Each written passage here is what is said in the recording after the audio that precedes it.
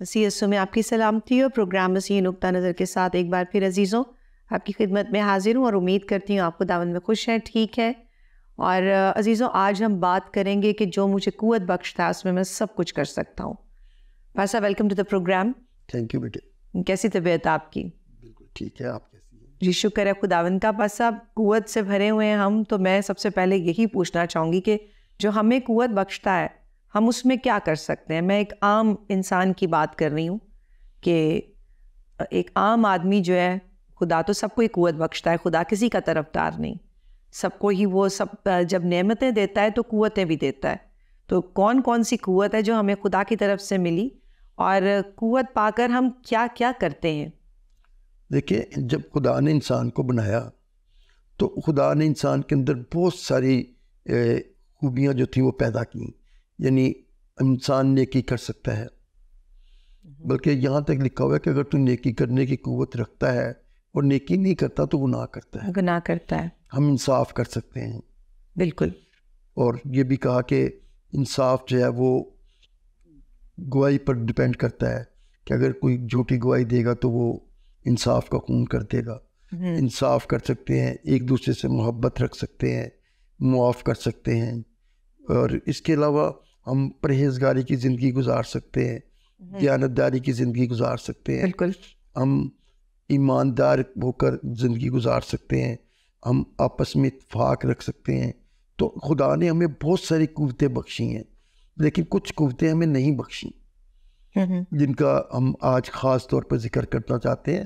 پالوس نے فلپیوں کے خط کے 4 باب کی 13ویں آیت میں کہا ہے کہ جو مجھے قوت بخشتا ہے میں اس میں سب کچھ کر سکتا ہوں. پالوس کا کہنے کا مقصد تھا کہ میں دنیا کی ساری باتیں جو دنیا میں انسان کرتے ہیں وہ کرنے کی طاقت رکھتا ہوں. تو اس کا اس طرف تھا. لیکن آج یہ بڑی وسیع ورث ہے. بالکل. ہمارے لیے بہت وسیع ورث ہے، کیونکہ ہم جب عدن سے نکلے، بابا آدم نے جب گناہ کر لیا تو اس وقت خدا نے ایک بات کہی تھی کہ اب انسان ہم میں سے ایک جیسا ایک کی مانند ہو گیا ہے، اور اب یہ نیکی اور بدی کی پہچان کے قابل ہو گئے. تو ہمیں اب نیکی اور بدی کی پہچان کی قوت ہے، اور ہم ہر اچھی بات بھی کر سکتے ہیں. انوسنسی ختم ہو گئی ہے انسان میں سے کہ وہ انوسنٹ تھا. آدم کافی انوسنٹ، ایک حد تک انوسنٹ ہی تھا. ہم کہتے ہیں کہ جو آدم تھا اس کو نیکی اور بدی کی پہچان ہی نہیں تھی، وہ معصوم تھا. اس نے گناہ کر لیا اور نکل آیا وہاں سے. جب وہ وہاں سے اس کو خدا نے نکال دیا تو جب پھر اس کے بعد ہمیں یہ پتا تھا کہ یہ بات گناہ ہے اور یہ بات نہیں ہے، کیونکہ خدا کے کہنے کے مطابق ہم نیکی اور بدی کی پہچان کے قابل ہو گئے. تو دیکھیں، جو ابلیس ہے دنیا اس کے قبضے میں ہے. یہ دنیا زمین جو ہے، اور جو خدا آسمان ہے وہ خدا کے وہاں پہ بادشاہی ہے. لکھا ہے کہ زمین کی بادشاہی جو ہے، جب اے ہمارے باپ کی دعا پڑھتے تو ہم کہتے ہیں کہ جیسے تیری بادشاہی آسمان پر ہے زمین پر بھی ہو. تو زمین پہ پوری کرنے کے لیے ہمیں بہت کچھ ہمارے لیے کرنے کو یسوع مسیح نے دیا ہے، لیکن اس سے تعلق نہیں آج ہم کریں گے کہ زمین کا خدا ہمیں کیا چاہتا ہے. جب یسوع مسیح نے 40 دن کا روزہ رکھا تو شیطان نے آ کر اس کو لے گیا بیابان میں، اور وہاں جا کر اس کو آزمایا اور اس کو کہا کہ یہ دیکھ دنیا کی ساری شان و شوکت، ایک ایک اچھی سے اچھی چیز دکھائی، اور کہا کہ اگر تو مجھے جھک کے سجدہ کرے تو یہ میں سب تجھے دے دوں گا. تو یسوع مسیح نے کہا کہ اے شیطان دور ہو، کیونکہ لکھا ہے کہ تو اپنے خدا کو ہی سجدہ کر، اسی کی عبادت کر. تو ہمارے لیے تو جو راستہ ہے وہ بالکل واضح ہے. ہمیں صاف صاف بتایا گیا ہے کہ کیا ہمیں کرنا ہے اور کیا نہیں کرنا. پہلے خدا نے 10 حکم دیے اور پھر اس توریت کی بڑی وضاحت بھی کر دی کہ یہ کرنا ہے اور یہ نہیں کرنا. ساری مکمل وضاحت ہمارے پاس موجود ہے اور ہمیں ویسے ہی کرنا چاہیے. لیکن جو لوگ دنیا کی شان و شوکت، دنیا کی عظمت، دنیا کی بہتری دیکھ کر اس کی طرف راغب ہو جاتے ہیں تو وہ پھر شیطان کو سجدہ ہی کرتے ہیں. پھر وہ یہ بھول جاتے ہیں کہ ہمارے لیے مسیح نے قربانی دی تھی، وہ ہمارے گناہوں کے لیے قربان ہوا، اور ہمیں آج یہ ہم کیا کر رہے ہیں وہی سب کچھ بھول جاتے ہیں. تو ہمیں ایسا تو بھولنا نہیں چاہیے. وہ دوسروں کے خلاف قتل کے منصوبے بھی بناتے ہیں اور کامیاب بھی ہو جاتے ہیں. وہ دوسروں پہ لعنت بھی کرتے ہیں. تو یہ جو لعنت کرنا, دوسروں کے خلاف چالیں چلنا, دوسروں کو نیچا گرانے کی کوشش کرنا, یہ ہمارے خدا کی طرف سے نہیں ہے. یہ جہان کے خدا کی طرف سورس جو ہے سورس سے کنیکٹ ہونے کی بات ہے کہ ہم کس سورس سے کنیکٹڈ ہیں. اگر ہم خدا کی سورس سے کنیکٹ ہیں تو پرہیزگاری اور اتفاق اور ساری اچھی قوتیں, محبت, یہ ہمیں پریویل کریں گے. پھر ہم کیا کیا کریں گے ان سے. اور اگر ہم کنیکٹ ہو گئے اس جہان کے خدا سے تو پھر ہم جھوٹ, چوری, مخالفت, دغا, دھوکہ یہ دیں گے. ہم کیا کر رہے ہیں؟ جب ہم اس دنیا کے خدا سے اپنا رابطہ قائم کر لیتے ہیں تو پھر جب ہم خیرات بھی دیتے ہیں نا کسی کو, تو وہ بھی اپنی خوشنودی کے لیے دیتے ہیں. فرض کرو کہ میں نے چرچ میں ایک ہدیہ دینا ہے 1 لاکھ کا, 10,000 کا, 20,000 کا, تو میں کہوں گا کہ ذرا والد صاحب میرے لیے اناؤنسمنٹ کر دیں تاکہ لوگ جانے کہ میں اتنا بھی دے سکتا ہوں, اتنا دے سکتا ہوں, اتنی زکات ہے. تو لوگ کہیں گے واہ واہ واہ. تو یسوع مسیح نے کہا تھا کہ جب تو خیرات کرے تو تیرا دائنا ہاتھ نہ جانے, بائیں ہاتھ نہ جانے, مطلب ہے کہ کسی کو خبر تک نہ. لیکن اگر ہم اپنی خوشنودی کے لیے کرتے ہیں تو پھر تو ہم بہت غلط کرتے ہیں نا بیٹے. تو ہم اپنی جو بھی کام کرتے ہیں اگر وہ ہم خدا کی خوشنودی کے لیے نہیں کرتے, وہ جیسے روزہ رکھتے ہیں, خود روزہ رکھنا تو بہت اچھی بات ہے, لیکن اگر روزہ ہم اس لیے رکھتے ہیں کہ لوگوں کو دکھائیں کہ ہم کتنی ہولسٹک لائف ہے, بڑی پرہیزگاری کی زندگی چل رہی ہے, چاہے روزہ رکھ کے پوری رات فلم دیکھتے رہے اور پھر پورا دن سوتے رہے, تو یہ تو سب کچھ ٹھیک نہیں ہے. یہ ہم دنیا کے خدا کی پوجا کی طرف آ جاتے ہیں. ہم اس کی پوجا تو اس کی نہیں کرتے اور کر بھی نہیں سکتے کیونکہ ہم ڈائریکٹلی کر رہے ہیں. ہم سمجھدار ہیں, کتنے سمجھدار ہیں. ہم کیسے کہہ سکتے ہیں کہ ہم دنیا کے خدا کی پوجا مانتے نہیں ہیں, اس کی باتوں پر عمل کر کے ہم خدا کو رد کرتے ہیں, اسی کا کال بجا لاتے ہیں. لیکن نا اتفاقی ہم اپنے ساتھ بھی کرتے ہیں کہ نہیں, ہم کوئی بھی نہیں کہتا کہ میں ابلیس کی طرف کھڑا ہوں. کسی بھی دنیا کے شخص کو پوچھ لے تو وہ کہے گا کہ نہیں جی میں تو خدا کی طرف ہوں, میں نے دعا بھی کی ہے, میں نے روزے بھی رکھے ہیں, میں نے خیرات بھی کی ہے, لیکن خدا کا کوئی کام نہیں کیا. یہی خدا کے کام تھے کہ میں خدا کے کام کیے ہیں تو وہ بھی اپنی خوشنودی, اپنی عزت بڑھانے کے لیے. بالکل بالکل. تو لیکن ہم کیا دنیا میں کر رہے ہیں؟ ہم دنیا میں اپنے بچوں کے لیے, ان کے بچوں کے مہینوں کی روٹی سالوں کی جمع کر رہے ہیں. اور جب ہم یہ کرتے ہیں تو یہ پیسہ جو ہے وہ رائٹ طریقے سے نہیں آتا, پھر یہ کسی کا حصہ ہم چھینتے ہیں, کسی کو فریب دے کر حاصل کرتے ہیں. اور اگر جائز بھی کما لیں پاس صاحب خوب محنت کر کے, تو پھر اگر ہم اس کو جائز جگہ خرچ نہیں کرتے, ناجائز اپنے ہی بچوں پہ بے وجہ خرچ کر رہے ہیں, تو وہ بھی کریکٹ نہیں ہے, پھر ہم انصاف نہیں کرتے.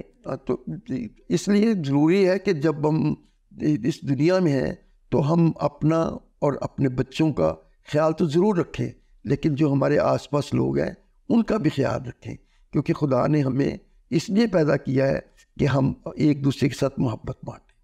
اچھا دیکھیں, اب یہ قوت کی بات ہو رہی ہے کہ ہمیں جو قوت ہے وہ 2 طرح سے 2 سورسز ہیں.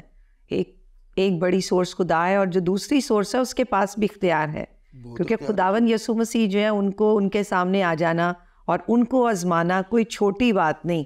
کسی کے پاس کچھ ہے تو وہ نکال کر لایا ہے کہ مجھے سجدہ تو کر, تو میں یہ تجھے ریبیک دیتا ہوں. اسی کی چیز اس کو دینے کے لیے بھی شرط رکھ رہا ہے, تو کچھ تو طاقت ہے اس کے پاس بھی. اور آج بھی اس نے مجروح کیا ہوا انسانوں کو کہ وہ چھوٹی چھوٹی خواہشات میں دھنستے چلے جاتے اور کرتے. تو میں یہ پوچھنا چاہتی ہوں کہ جو طاقت ہے, ہماری طاقت ہے, ہمیں کیسے پتہ چلا کہ انسان کہہ رہا ہے, خدا کہہ رہا ہے؟ مطلب میں ایک بالکل نارمل انسان کے لیے سوال اٹھا رہی ہوں, جو یہ سوچتا ہی نہیں ہے, جو کہتا ہے کہ نہیں بھوک گھر میں ناچ رہی ہے, چلو اگر کچھ مل رہا ہے تو لے آتے ہیں, کوئی بات نہیں, اب کے کر لیں, پھر نہیں کریں گے. تو اس کو کیسے پتہ چلے گا آج کہ میری قوت غلط جگہ سے میں کنیکٹ ہو رہا ہوں اور پھر میں اسی سے کنیکٹ رہوں گا؟ کیا کہیں گے آپ اس کے بارے میں؟ بیٹے, ہم نے جب عدن سے نکلے تو اس وقت ہمیں کیوں نکالا گیا؟ ہم نے خدا کی نافرمانی کی, اور شیطان نے ہمیں ایک بہت بڑا لالچ دیا کہ تم خدا کی مانند ہو جاؤ گے. تو ابلیس نے کیا گناہ کیا تھا؟ اس نے بھی تو خدا کی مانند بننے کی کوشش کی تھی, اس لیے تو اس کو وہاں سے گرا دیا گیا تھا. تو ہم بھی بہت بڑے گناہ میں پھنس جاتے ہیں جب ہم نافرمانی کرتے ہیں کہ نافرمانی کر کے ہم گناہ میں دھنستے چلے جاتے ہیں. اور دیکھیں میں آپ کو ایک چھوٹی سی مثال بتاتا ہوں کہ جب کاہن اور حابل دونوں ہدیے لے کر آئے تو خدا نے کاہن کا ہدیہ قبول نہیں کیا اور حابل کا کر لیا. تو اس کو اپنی شکل نہیں بگاڑنی چاہیے تھی. وہ ناراض ہوا تھا کہ میرا نہیں ہے ہدیہ قبول ہوا. اس کے ہدیے میں کوئی نہ کوئی خامی تھی جس کی وجہ سے ڈیفینیٹلی تھی، ورنہ خدا رد نہیں کرتا کسی کو. تو خدا نے اس کو رد کر دیا اور خدا نے پھر اس کو بتا بھی دیا کہ جو گناہ ہے وہ تیرے دروازے پہ دبکا بیٹھا ہے. ابلیس تیرے دروازے پہ دبکا بیٹھا ہے، اگر تو بھلا نہیں کرے گا تو پھر برا ہی ہوگا. تو اس نے برا ہی کیا. چوائس تھی اس کے پاس چوائس تھی. تو ہمارے پاس بھی زندگی میں چوائس ہوتی ہے، لیکن جب ہم اپنا نفع دیکھتے ہیں اس نے اپنا حسد اور غصہ اس پہ نکالا تھا. ہم آج کل اپنی روز کی روٹی کے لیے ہی غصہ نکالتے ہیں کہ ہمیں سب کچھ اچھا مل جائے، دوسرے جہاں مرضی چاہے، ہمیں ہر دنیا کی آسائش میسر ہو، ہمارے بچوں کو ہو. تو ہم اپنے بچوں کی آسائشیں لینے کے لیے دوسروں کی حق تلفی کرتے ہیں. تو اس نے بھی اپنے بھائی کی جان لے لی. بالکل. دیکھیں جس طاقت کی پالوس گفتگو کر رہا ہے وہ یہ ہے کہ جو مجھے طاقت بخشتا ہے میں اس میں سب کچھ کر سکتا ہوں. تو ہم سب کچھ نہیں کر سکتے. ہم سب کچھ تب کرتے ہیں جب خدا ہمارے ساتھ ہوتا ہے. تو خدا ہمارے ساتھ اس وقت ہوتا ہے جب ہم خدا کے ساتھ چلتے ہیں، جب ہم خدا کو قبول کر کے اس کو تسلیم کرتے ہیں، اس کی بات کو مانتے ہیں. جب گناہ دنیا میں بہت بڑھ گیا تو خدا نے سوچا کہ میں اس دنیا کو تباہ کر دوں گا.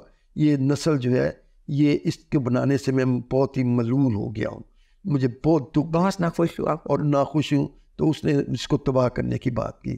تو مجھے کہا کہ ایک تو کشتی بنا. تو وہ کشتی جو تھی وہ خشکی پہ بن رہی تھی، نہ وہاں سمندر تھا، نہ وہاں پہ کوئی طوفان آیا ہوا تھا، دریا قریب تھا.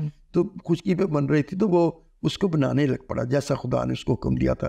تو اگر ہم خدا کی بات کو مانتے ہیں تو وہ ہمیں وہ قوت دیتا ہے. اس نے وہ کشتی بنا لی اور ساتھ یہ بھی کہہ دیا کہ جو اس کشتی میں بیٹھے گا وہ بچ جائے گا. تو کشتی بن گئی، وہ لوگ اس میں کوئی نہیں بیٹھا، پوری دنیا تباہ ہو گئی. تو آپ چوائس تو خدا ہمیشہ دیتا ہے. خدا ہمیشہ موقع دیتا ہے سب کو کہ ان کی توبہ تک نوبت پہنچے. تو اس زمانے کے لوگوں کو بھی دیا گیا. خدا نے اس کو ایسی قوت دی کہ اس نے فلسطینیوں کو جو ایک بڑی فوج لائے تھے ایک آدمی کی طرح ان کو مار دیا. ایک آدمی کی طرح مار دینے کا مطلب ہے کہ ایک آدمی نے 300 آدمیوں نے لاکھوں کی فوج کو ختم کر دیا. تو یہ قوت جو ہے یہ ہمیں خدا دیتا ہے. اور کب دیتا ہے؟ جب ہم اس کے ساتھ چلتے ہیں. یہ قوت ویسے نہیں ملتی کہ چلیں بھی نہ اور ہمیں وہ قوت بھی پائیں. دنیاوی قوتیں بہت ساری ہمارے پاس ہیں، لیکن یہ قوت ہمیں خدا دیتا ہے، جس کا پالوس ذکر کرتا ہے کہ جو مجھے خدا جو مجھے قوت بخشتا ہے اس میں میں سب کچھ کر سکتا ہوں. یہ جب بیٹے نبوکت نظر نے وہ مورتی بنائی اور اس مورتی کو کہا کہ اس کو سب سجدہ کریں گے، اور جب یہ وہ سجدہ کریں گے اس کو، تو جو 3 لوگ تھے ان کے بارے میں شکایت کی گئی کہ یہ سجدہ نہیں کرتے. ان میں صدرک، میثاق اور عبدالنجو تھا. تو یہ 3 آدمی جو تھے ان کو پیش کیا گیا. تو ان کو کہا کیا تم اس کے آگے سجدہ کر؟ تو انہوں نے کہا نہیں، ہم نہیں، اپنے خدا کے علاوہ ہم کسی کو سجدہ نہیں کریں گے. اور سزا یہ تھی کہ جو بادشاہ کا حکم کی نافرمانی کرے گا وہ جلتی ہوئی بھٹی میں ڈالا جائے گا. تو ان کو تینوں کو جلتی ہوئی بھٹی میں ڈال دیا گیا. اور چوتھا الازاد ان کے ساتھ موجود تھا. 4 تھے اس کے اندر. تو ایک بات یہاں پر خدا نے ایک بات اور میں آپ کو بتاؤں کہ خدا تو خود بھسم کرنے دینے والی آگ ہے. خدا جب خود بھسم کر دینے والی آگ ہے تو وہ آگ کو کون ضرر پہنچ جاتا ہے. جبکہ ڈالنے والے جو تھے تو ان کو اس آگ میں وہ جھلس کے مر گئے، اور جو اندر گئے وہ اس میں گھوم رہے تھے. اور جب دانیل کو شیروں کی مان میں ڈالا تو وہ تو بادشاہ کی مخالفت میں اس کو ڈالا تھا کہ وہ جو کام کرتا تھا وہ سب سے سب وہ صحیح کام کرتا تھا اور وہ سارے صوبوں کے جو وہ تھے انچارج ان کا وہ ہیڈ تھا، ان کے حساب کتاب لیتا تھا اور ذرا بھی بےایمانی نہیں کرنے دیتا تھا. تو اس سے جیلس ہو گئے تھے اور انہوں نے بادشاہ سے ایک حکم پر سائن کروا لیے تھے کہ جو بادشاہ کے علاوہ کسی اور کی منادی کی پوجا کرے اس کو جان سے مار دیا جائے، شیروں کی ماند میں ڈال دیا جائے. تو جو دانیل تھے وہ بیٹے دن میں 3 دفعہ دعا کرتے تھے، صبح شام اور دوپہر کو. ہیکل کی طرف اس کی کھڑکی تھی، اس طرف منہ کر کے وہ دعا کرتے تھے. اور جب بادشاہ کو یہ پتہ لگا کہ انہوں نے دانیل پہ ایسا کیا تو اس کو دکھ تو بہت ہوا، لیکن یہ جو کسریوں کا قانون ہے اس کے اندر یہ نہ تو واپس ہو سکتا ہے نہ کچھ ہو سکتا ہے، اس کے خلاف کچھ نہیں ہو سکتا. جو ایک دفعہ ہو گیا سو ہو گیا. تو وہ اس کو پکڑ کے شیروں کی ماند میں ڈالتے ہیں تو وہ شیروں کی خدا منہ بند کر دیتا ہے. یہ قوت جو ہے یہ اس کو ملتی ہے جو خدا کے ساتھ چلتا ہے، ورنہ شیر تو نہیں چھوڑتے. اور شیروں کو بنانے والا جو ہے وہ اور جو جلا دینے والی آگ کا سا اثر رکھنے والا خدا ہے، اس کے سامنے پھر اس کے لوگوں کو کون ضرر پہنچا سکتا ہے؟ لیکن بشرطہ کہ ہم خدا کے ساتھ چلیں. بیٹا ہمیں اس کے علاوہ بھی بہت ساری بائبل میں مثالیں ملتی ہیں جب خدا نے دنیا سے گناہ کو ختم کرنے کے لیے اپنے لوگوں کو بڑی قوت بخشی. تو ایلیا نبی کو خدا نے بڑی قوت بخشی کیونکہ جو ایزبل تھی اخیاب کی بیوی، وہ اس نے 450 جو بال کے پجاری تھے ان کو وہ اپنے دسترخوان پر ان کے ساتھ کھانا کھلاتی تھی، اور خدا کے سارے نبیوں کو اس نے قتل کروا دیا تھا. جو عبدیہ تھا، یہ عبدیہ جو تھا یہ اخیاب کا گھر کا دیوان تھا، تو اس نے 100 نبیوں کو محفوظ کر لیا تھا اور ان کو روٹی پانی مہیا کرتا تھا. اور جب خدا نے اس اخیاب کی وہ برائی کو جو وہ بال کی پوجا کر کے کراتا تھا وہ حد سے زیادہ بڑھ گئی، تو خدا نے ایلیا سے کہا کہ جا کر اخیاب کو بول کہ 3 سال تک نہ بارش ہوگی نہ اوس پڑے گی. تو یہ کہہ کر وہ چلا گیا. تو اس کو انہوں نے بڑا تلاش کیا، وہ کہیں نہیں ملا. لیکن جب 3 سال گزر گئے، یہ اس میں بہت ساری بیچ میں درمیان میں باتیں بھی ہوئیں، لیکن ہم تو اپنے مقصد کی بات پہ رہیں گے نا جی. تو 3 سال کے بعد جب خدا نے اس کو کہا کہ جا کر اخیاب کو بول کہ میں اب میਂہ برساؤں گا، تو وہ سامریا میں آیا. اور جب وہ سامریا میں آیا تو اس کو عبدیہ راستے میں مل گیا. تو اس نے کہا کہ جا بادشاہ کو بلا کے لا. تو اس نے تو شروع میں تو کافی ڈرا کہ کہیں یہ پھر غائب ہو جائے، روح اس کو اٹھا کے لے جائے تو پھر بادشاہ تو مجھے مروا ہی دے گا، کیونکہ بادشاہ نے اس کو پورے ملکوں میں بھی تلاش کیا تھا اپنے علاقے کے علاوہ، لیکن وہ کہیں نہیں ملا تھا، کیونکہ وہ چاہتا تھا کہ اس کو قتل کر دے تاکہ یہ لعنت جو بارش کا ہونے کی وہ ختم ہو جائے. تو لیکن نہیں اس کو ملا. لیکن اب وہ عبدیہ خود اس کو ایلیا اس کو عبدیہ کو کہتا ہے کہ جا کر بادشاہ کو بلا کے لا. تو وہ بادشاہ کو بلا کے لاتا ہے. جب بادشاہ آتا ہے تو کہتا ہے، اس آتے سار اس کو کہتا ہے تو نے بنی اسرائیل کو کی قوم کو تو نے ستانے والے تو کہاں غائب ہو گیا تھا، تو نے بہت دکھ دیا ہے. تو وہ کہتا ہے دکھ میں نے نہیں دیا، تو نے دیا ہے. تو نے نہ صرف خود بال کی پوجا کی بلکہ پوری بنی اسرائیل کو بتوں کی پوجا کروائی. تو یہ تو نے سب کچھ کروایا ہے، یہ میں قصوروار نہیں ہوں، تو قصوروار ہے. تو جب بادشاہ کو اس نے یہ کہا تو بادشاہ کو یہ، کیونکہ وہ تو سمجھتا تھا کہ اس پہ رائٹ پاتھ پر ہے، کیونکہ ایزبل جو تھی وہ کرواتی تھی، بادشاہ خود نہیں کرتا تھا لیکن کرواتی تو اسی سے تھی. تو فوراً اس نے کہا کہ جا کے بال کے سارے پجاریوں کو اور سارے لوگوں کو کوہ کربل پر اکٹھا کر. تو وہ ان کو سب کو اکٹھا کرتا ہے. تو وہاں جو ایلیا ہے وہ ایک اناؤنسمنٹ کرتا ہے کہ میں بھی ایک بیل کاٹوں گا، یہ بھی بیل کاٹیں گے اور قربان گاہ پہ رکھیں گے، جس کی قربانی کو خدا کی آگ خود قبول کر لے گی، وہ سچا مذہب ہے. تو ایسا انہوں نے کیا. پہلے اس نے کہا کہ یہ کیونکہ 450 ہے، یہ زیادہ ہے، تعداد میں زیادہ ہے، پہلے یہی کر لیں. تو انہوں نے وہاں پر مذبح بنایا، اس کے اوپر ایک بیل کاٹا، اس پہ رکھا اور رکھ کے وہ اس کے اوپر لکڑیاں بھی رکھ دیں اور سب کچھ انہوں نے ترتیب دے کر اس کے گرد چکر کاٹتے رہے. پہلے تو وہ اپنے بھجن گاتے رہے، پھر دعائیں کرتے رہے، پھر وہ ڈھول پیٹتے رہے، بڑے وہ نعرے نورے لگاتے رہے. جب کچھ نہیں ہوا تو انہوں نے اپنے آپ کو زخمی کرنا شروع کر دیا. کیونکہ یہ زخمی کرنا، بچوں کو کوئلوں پہ چلانا، آگ کے کوئلوں پہ چلانا، بچوں کی قربانی دینا، یہ بت پرستی کے آداب میں شامل ہے. تو انہوں نے سب کچھ کیا. تو ایلیا بلکہ ان کو ستاتا بھی رہا کہ تمہارا خدا کہ سو گیا ہوگا، اس کو زور سے پکارو آ جائے. لیکن ایسا کچھ نہیں ہوا. جب وہ تھک ہار کے بیٹھ گئے، ان میں سکت نہ رہی کہ وہ مسیح چکر اس کے قربان گاہ کے گرد لگائے. تو انہوں نے کہا کہ اب تو کر لے.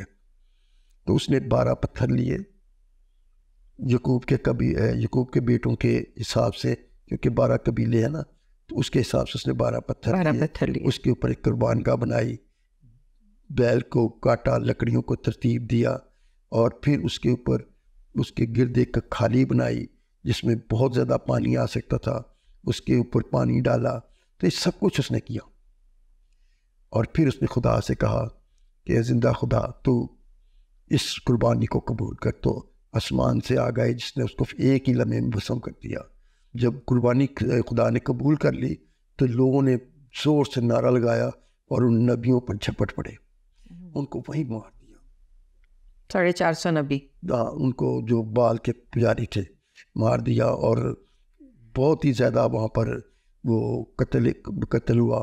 اور پھر جب اس نے دیکھا کہ بادل کا کوئی ٹکڑا سمندر کی طرف سے آ رہا ہے، تو اس نے کہا کہ اخیاب سے کہ جا اپنی بگی پہ بیٹھ جا، کہ یہ نہ ہو کہ تو راستے میں بارش پیدا ہو جائے تو جا نہ سکے، تو بھاگ جا گھر کی طرف. تو وہ چلا گیا. تو دیکھیں یہ قوت جو خدا نے اس کو دی تھی، کس کو؟ ایلیا کو، کہ بارش روک دی، بارش ہوئی، وہ نبی مر گئے. اور جو سب کچھ اتنی ہائی اتھارٹی سے وہ کام کر رہے تھے کہ وہاں میرا خیال ہے ایلیا کا آنا بھی اس کی جان لینے کا باعث بن سکتا تھا، وہ مر سکتا تھا. لیکن جب خدا اس کے ساتھ ہے تو اس کو کون ضرر پہنچائے گا؟ تو یہ بات جو پالوس کہتا ہے یہ ایسے ہی نہیں کہہ رہا، وہ بڑے عالم تھا نا. تو عالم تھا تو اس لیے اس نے کہا کہ جو مجھے قوت بخشتا ہے میں اس میں سب کچھ کر سکتا ہوں، کیونکہ وہ جانتا تھا کہ جو مجھے قوت بخشتا ہے میں اس میں سب کچھ کر سکتا ہوں. جماعت صاحب، یہ جو ساری بات ہے کہ پولوس نے اس کے پاس تھا، یہ آج ہمارے پاس کیا ہے؟ دیکھیں وہ نیا دور تھا جب خداوند یسوع مسیح آسمان پر صعود فرما گئے، اور جو شاگرد تھے ان کے پاس گواہی تھی. آج ہمارے پاس اس سے بھی بڑھ کر یہ سارا حال بھی ہے، یہ ماجرا بھی ہے، اور آگے ہم نے بہت کچھ دیکھا اور جانا ہے کہ کس طرح خدا نے وقتوں اور زمانوں میں کام کیا ہے. اور آج ہم کسی شش و پنج میں نہیں ہیں کہ پتہ نہیں ہے ٹھیک ہے نہیں ہے. آج ساری باتیں بالکل کلیئر ہیں. اس کلیئر دور میں ہماری جو قوت ہے، میں بات اب کر رہی ہوں ایک عام انسان کی نہیں، بلکہ اس خاص شخص کی جو قیمت سے خریدا گیا ہے. اس کی قیمت اپنے لہو کو بہا کر دی ہے. اتنی بڑی قیمت تو اولاد کے لیے ماں باپ بھی نہیں دیتے جو خود ہمارے خدا نے ہمارے لیے دی. یعنی مسیحی لوگ، الگ کیے ہوئے لوگ، یا آج بھی اگر کوئی خداوند یسوع مسیح پر ایمان لاتا ہے تو وہ بھی اسی طرح سے پاک اور صاف ہے جیسے کہ ایک نومولود بچہ، جس سے ہم کہتے ہیں کہ جی پاک ہے، بچوں کی مانند بنو. تو خداوند یسوع مسیح پر بھی ایمان لانا وہی ہے. تو ایک مسیحی جو ہے اس کی قوت کا جو تعین ہے وہ کہاں سے رہ سکتا ہے کہ ہم بھی کہہ سکیں کہ جو مجھے قوت بخشتا اس میں سب کچھ کر سکتا ہوں. کیا آج ہمارے بڑے بچے یا ہمارے بزرگ یا ہمارے ابھی تک وہی حاجت ہے ہماری کہ خادمین سے ہم سیکھتے ہیں، اور وہ بھی وہ ہمیں سکھا دیتے ہیں. تو ہماری قوت کیا خادمین کے اندر ہے کہ ہم نے ان سے سیکھنا ہے؟ اتنی بڑی قیمت ہماری دی ہے، اور کسی ایسے معمولی سی پیڑ نہیں ہے. دنیا کا سب سے بڑا سودا اور انسان کی قیمت اور انسان کی مخلصی. اب جو ہم مخلصی پائے ہوئے انسان ہیں تو ہمارے لیے کیا ہے؟ ہماری جو قوت ہے اس کا سرچشمہ کیا ہے؟ اور اب تک کیا ہم یہ کہنے کے اہل ہو گئے ہیں کہ جو مجھے قوت بخشتا اس میں سب کچھ کر سکتا ہوں؟ دیکھیں بیٹے، جب خداوند یسوع مسیح کو پکڑ کے لے گئے تو شاگرد پڑا گندہ ہو گئے، بھاگ گئے، جس کو جدت ملی وہ چلا گیا. اور پھر اس کے بعد خداوند یسوع مسیح نے ان کو ملے، ان کو بڑی تقویت ہوئی، لیکن خداوند یسوع مسیح نے ان کو ایک بات کہی تھی کہ تم یروشلم میں جاؤ اور بالا خانہ پہ جمع ہو جاؤ، جب تک قوت کا لباس نہ ملے ٹھہرے رہنا، وہیں ٹھہرے رہنا۔ تو وہ وہاں پر 120 آدمی تھے جس میں مرد اور عورتیں بھی تھیں، تو وہ وہاں پر دعا کرنے میں مشغول رہے۔ پینتیکوست کے دن ان کے اوپر روح القدس نازل ہوا، اور جس دن روح القدس نازل ہوا اسی دن پالوس نے جو سرمن دیا وہاں پر ہیکل میں، پتہ ہے کہ جب عید ہوتی تھی تو لوگ، بہت سارے لوگ آتے تھے کیونکہ دعا کے لیے ہیکل میں ان کو آنا ہوتا تھا، تو دور دور سے لوگ آتے تھے، کئی مختلف زبانوں کے لوگ آتے تھے، مختلف تہذیبوں سے لوگ آتے تھے، تو وہ سب آئے، تو پالوس نے ان کو ایک بڑا زبردست سرمن دیا اور ان کے دلوں پہ چوٹ لگی۔ انہوں نے جو کچھ، ہر علاقے کے لوگ یہ سمجھتے تھے کہ یہ ہماری زبان بول ہے، اس نے تجسم اختیار کیا اور تجسم میں اس کو جسم مل گیا۔ جب انسان بن گیا تو وہ انسانوں کے ساتھ بھی گھومتا تھا، پھرتا تھا، کھاتا تھا، تو وہ ہمارا درمیانی بھی ایک ہے۔ تو ہمارے پاس کوئی مبالغہ نہیں آج کہ اگر ہم اس کی تعلیم دیں گے تو ہمیں نقصان ہوگا، کوئی نقصان نہیں ہوگا، بلکہ ہم شہیدوں میں شامل ہو جائیں گے اور زیادہ بڑے تاج پہنیں گے۔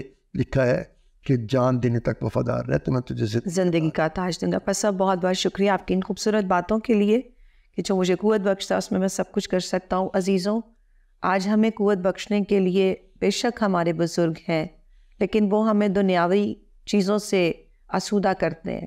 انہیں، ہم سبوں کو اگر کسی کی ضرورت ہے تو پاک روح کی ہے۔ جب ہم خدا کے پاک روح کی تاریخ سے سیکھیں گے تو پھر ہم اپنے نہیں بلکہ اس کی مرضی کو پورا کرنے والے ہوں گے۔ ہم ایسا ہی کرتے ہیں کہ ہمارے بڑوں نے ہمیں کہا ہے، ہمارے دل نے ہمیں کہا ہے، میرے ذہن میں یہ خیال آیا، کیوں نہیں ہم یہ کہتے کہ مجھے یہ بات خدا سے پہنچی اور میں نے تم تک بھی پہنچائی۔